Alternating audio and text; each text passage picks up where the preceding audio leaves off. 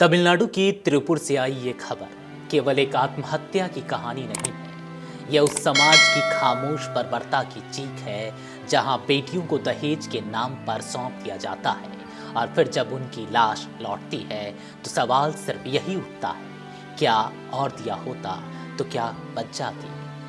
23 साल की रिधान्या 2 महीने पहले एक दुल्हन बनी थी, आज एक संख्या बन गई।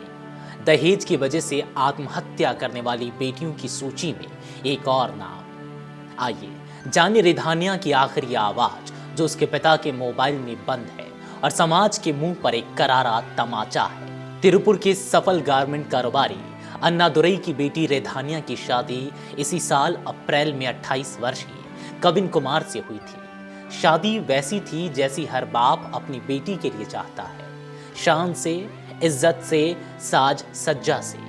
800 ग्राम सोने के गहने, 70 लाख की गाड़ी, लाखों का खर्च और ढेर सारा प्यार। लेकिन यही प्यार, यही भरोसा साजिश में तब्दील हो गई। शादी के कुछ ही दिनों बाद रिधान्या की जिंदगी एक यातना शिविर में बदल गई। ससुराल वाले दहेज के लिए ताना मारते, पति शारीरिक हिंसा करता और रिधान्या धीरे धीरे टूटने लगी। रविवार की सुबह रिधान्या ने अपने घर वालों से कहा कि वह मुंडी पलायम के मंदिर जा रही है। उसके चेहरे पर हल्की सी मुस्कान थी, जैसे सब ठीक है, पर वो मंदिर नहीं, मौत से मिलने जा रही थी। वो अपनी वॉल्वो कार में बैठी और रास्ते में कहीं रुककर कीटनाशक की गोलियां खा ली। जब कार कई घंटों एक ही स्थान पर खड़ी दिखी तो राहगीरों को शक हुआ। पुलिस को सूचना दी गई। सेयूर पुलिस जब मौके पर पहुंची और कार खोली तो अंदर रिधान्या की निर्जीव देह थी। चेहरे पर झाग, होंठ नीले और दिल की धड़कन हमेशा के लिए थमी हुई। पुलिस उसे जिला अस्पताल ले गई। डॉक्टरों ने उसे मृत घोषित कर दिया, पर सवाल अब भी जिंदा थे। एक पढ़ी लिखी संपन्न परिवार की लड़की भी दहेज की बलि चढ़ी। क्या बेटी का हर सपना शादी के नाम पर बेच दिया गया? बाहर अस्पताल में उसके पिता, माँ और रिश्तेदार चीख चीख कर एक ही बात कह रहे थे, हमने सब कुछ दिया था, फिर भी हमारी बच्ची नहीं बची। मौत से पहले रिधान्या ने अपने पिता को 7 व्हाट्सएप ऑडियो मैसेज भेजे। हर एक संदेश उसकी टूटी आत्मा की गवाही देता है। वह कहती है, पापा, ये शादी एक साजिश थी, कोई मेरी बात नहीं सुनता। आप भी सोचते होंगे मैं झूठ बोल रही हूँ, लेकिन ऐसा नहीं है। सब झूठ बोल रहे हैं। हर दिन मुझे मानसिक और शारीरिक रूप से प्रताड़ित किया जा रहा है। अब और नहीं सहा जाता। हर कोई कहता है कि समझौता कर लो, लेकिन कितनी बार करूं समझौता? जब हर दिन आत्मा मर रही हो तो जीना क्यों? पापा, मैं आप पे बोझ नहीं बनना चाहती, मुझे माफ कर देना, अब सब खत्म हो गया।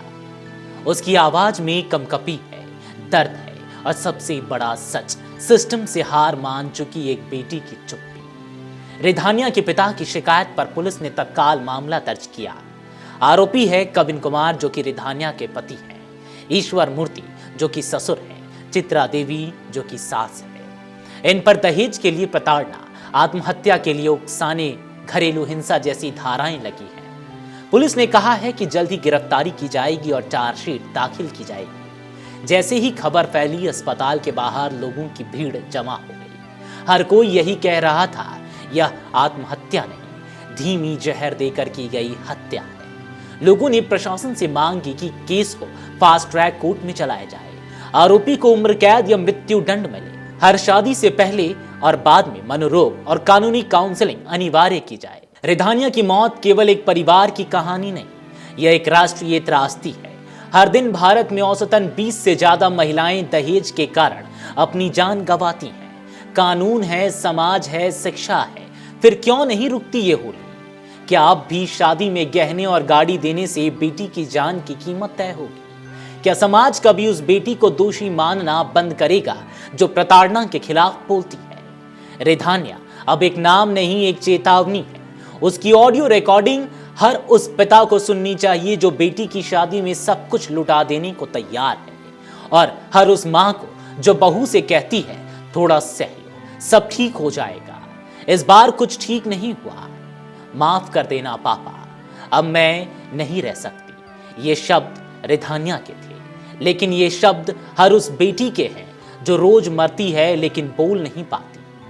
अगर आप ये वीडियो YouTube पर देख रहे हैं तो हमारे चैनल को सब्सक्राइब कर बेल आइकन दबाएं और Facebook पर देख रहे हैं तो हमारे पेज को लाइक करें।